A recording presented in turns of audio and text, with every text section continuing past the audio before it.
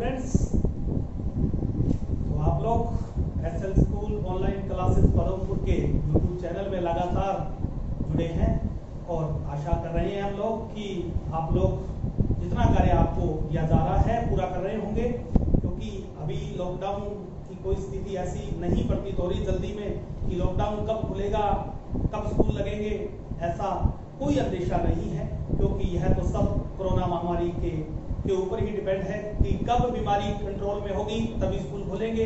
तब तक तो हम लोगों को ऑनलाइन क्लासेस के द्वारा ही जुड़े रहना है। तो हम आशा कर रहे हैं कि आप लोग लगातार जुड़े रहेंगे और जो कार्य आपको दिया जा रहा है वो साथ साथ पूरा करते रहेंगे। तो हम लोग मैथमेटिक्स के अंदर 11वां चैप्टर पढ़ रहे थे कि रचना। पहली दो वीडियो के माध्यम से हम लोगों ने प्रकार व पट्टी की सहायता से कोणों की रचना बेसिक कंसेप्ट पढ़ा था, कोणों की रचना करनी सीखी थी।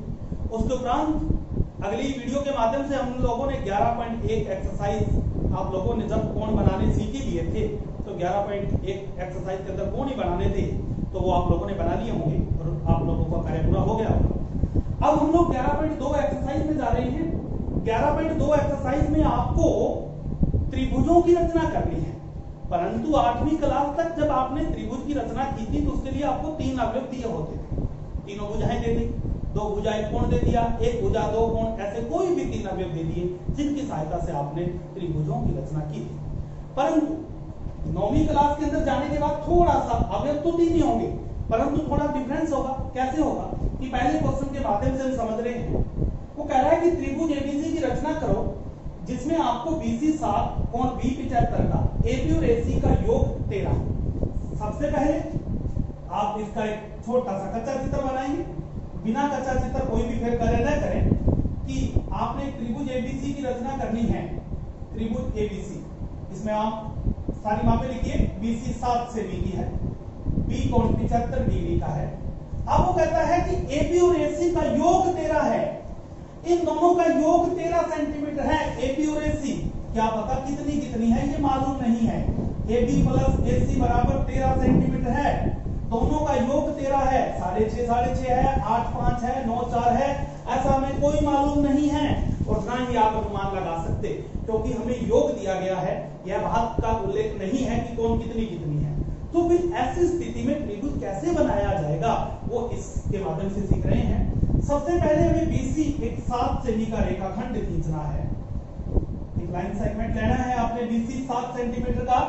उसके बाद इसको ड्रा करने के बाद पॉइंट बी पर प्रकार में पटरी से 75 का कोण बनाना है। तो आप लोगों को मालूम ही है, 11.1 अभ्यास में आप लोगों ने सीखा था कि जो 15 के पहाड़े में मोटे तौर पर आते हैं वे सभी कोण प्रकार और पटरी से बनाए जा सकते हैं, और जो प्रकार और पटरी से बनाए जा सकते हैं वे सभी कोण प्रकार और पटरी से बनाना यथासंभव जरूरी है। इस बात का उल्लेख हमने पिछली वीडियो में भी आपको बता दिया था। तो आज हम फिर बता रहे हैं कि ये कोण आप 75 का प्रकार व पटरी से ही बनाएंगे, कंपलसरी है। यहां से आपने एक चाप 60 120 आधा कर दिया 90 डिग्री का। 90 डिग्री का कोण है। 90 का बनने के बाद ही 75 बनता है। यहां से और यहां से ये 75 डिग्री का कोण बनाती हुई एक किरण खींच देंगे आप। इसका कोई भी नाम रख दें, आगे तक ले जाएं इसको। इस किरण का नाम रखने के बाद इस किरण के इस सिरे पर कोई नाम रख दो x। ठीक, बिंदु B पर 75 डिग्री का कोण बनाती हुई किरण bx खींची। अब आपके पास इन दोनों भुजाओं का जितना योग है उतनी प्रकार खोलकर यहां से इस bx पर चाप काटनी है। यहां से आपने 13 सेंटीमीटर का प्रकार खोलकर चाप काटेंगे। जहां चाप कटेगी इस बिंदु का कोई नाम रख देंगे आप, मान लो P रख दो, Y रख दो, कुछ भी रखिए। इसको आपने डॉट लाइन से इस पॉइंट C से मिलाना है। आपने जितना दोनों भुजाओं का योग था यहां से उतनी चाप काटनी है इस किरण पर। इस बिंदु को बिंदु C से मिलाना है। मिलाने के बाद ये जो लाइन अभी प्राप्त हुई है इसका आपने समद्विभाजन करना है। इसका समद्विभाजन आधे से ज्यादा प्रकार खोलकर यहां से चाप इधर, इतनी ही खुली चाप इधर, यहां से दोनों तरफ चाप काट दी, इतना ही खुला हुआ प्रकार यहां से भी एक चाप काटेंगे। तो इसको जहां भी काटेगी इनको मिला देंगे। ये आपने पीसी का समद्विभाजक खींचा। ये संधि भाजक आप खींचेंगे तो ये संधि भाजक इसको, इस संधि भाजक का नाम आपने रख दिया, कुछ भी रख दो, YZ। हमने BC का संधि भाजक YZ खींचा जो BP को जिस बिंदु पर काटे वो बिंदु का नाम A रख देंगे और इस A को इससे मिला देंगे। ये हमारा त्रिभुज ABC प्राप्त हो चुका है। अब आपके मन में एक प्रश्न पैदा हुआ कि सर हमारी वो कंडीशन पूरी हुई या नहीं हुई। आप इन दोनों भुजाओं AC और AB को नापकर इन दोनों का योग करके देख लेना, इनका योग 13 सेंटीमीटर ही प्राप्त होगा। ये पहला चित्र है जो आप लोगों को 11.2 एक्सरसाइज के अंदर बनाना है। उन्हें बता रहा हूं कि सबसे पहले BC 7 सेमी का रेखाखंड बिंदु B पर प्रकार और पट्टी से की सहायता से 75 का कोण बनाती हुई किरण खींची। इस किरण पर जितना दोनों भुजाओं का योग है उतनी चाप काटी। चाप काटने के बाद इस पॉइंट को इस पॉइंट C से मिलाया। इस BC का समद्विभाजक विभाजक खींचा जो BP को जहां पर भी काटता है बिंदु A अंकित किया और AC को मिलाया। इस प्रकार हमारा पहला त्रिभुज प्राप्त हुआ। अब आता है कि ये तो इन दोनों भुजाओं का योग था, अब योग की जगह इनका अंतर आ जावे, जैसा क्वेश्चन नंबर 2 के माध्यम से कह रहा है। तो ऐसे में चित्र कैसे बनेगा, देखिए नेक्स्ट क्वेश्चन नंबर 2। वो कहता है कि आपने एक त्रिभुज की रचना करनी है ABC, और इस त्रिभुज ABC की रचना में आपको क्या कहता है कि BC 8 सेंटीमीटर का है, B कोण 45 डिग्री का है, AB और AC का डिफरेंस कितना है, AB माइनस AC बराबर है 3.5 सेंटीमीटर। इन दोनों का अंतर, पहले इन दोनों का योग दिया हुआ था पिछले प्रश्न में, परंतु इस प्रश्न में इन दोनों का अंतर दिया हुआ है। तो कैसे बनेगा चित्र, देखिए वही कार्य करना है। 8 सेंटीमीटर का एक रेखाखंड खींचिए आप BC। एक रेखाखंड खींचने के बाद बिंदु B पर 45 का कोण बनाना है। तो आप लोगों को मालूम है कि 45 डिग्री का कोण किससे बनता है, प्रकार व पट्टी से। तो प्रकार व पट्टी की सहायता से आप 45 डिग्री के कोण की रचना कीजिए। यहां से आपने चाप काटी 60, चाहे तो आप 90 का बनाकर 45 बना ले, चाहे आप 30 का बनाकर 45 बना ले, वो आपकी इच्छा पर डिपेंड है। मान लो आप 90 का बनाकर बना रहे हैं, 60 और 120 का आधा कर दीजिए, ये 90 डिग्री का कोण हुआ। 90 का कोण बनाने के बाद 90 और 0 का हाफ कर दीजिए, तो यहाँ पर जो कोण प्राप्त होगा वो आपका 45 डिग्री का होगा। 45 डिग्री का कोण बनाती हुई आपने किरण खींची। इस किरण BX पर अब आपने क्या करना है, AB माइनस AC है, इसका मतलब है कि AC छोटी है और AB बड़ी है। AB बड़ी है तो यहां से जितना अंतर है उतनी यहां से चाप काट देंगे। जितना योग था पहले प्रश्न में योग के बराबर चाप काटी। अगर अंतर दिया गया है तो अंतर के बराबर चाप काट दीजिए। यहां पर चाप काटकर इस पॉइंट का कोई नेम लीजिए, लिख लीजिए, मान लो P लिखा, आपने इसको C से मिला। योग वाली कंडीशन में यहां पर कोण बनाने के बाद योग के बराबर चाप थी, फिर इसको मिलाया था। अंतर वाली में अंतर के बराबर चाप इसी तरीके से C से मिलाया। इसमें इसका समद्विभाजक विभाजन करते थे, यहां पर भी इसका समद्विभाजक विभाजन ही करना है BC का, आधी से ज्यादा प्रकार दोनों तरफ से इसका समद्विभाजक विभाजन खींच देवें। ये समद्विभाजक विभाजन इसको आगे बढ़ाने पर इसको जहां भी काटेगा वो आपका पॉइंट A आ जाएगा और इसको C से मिला देंगे।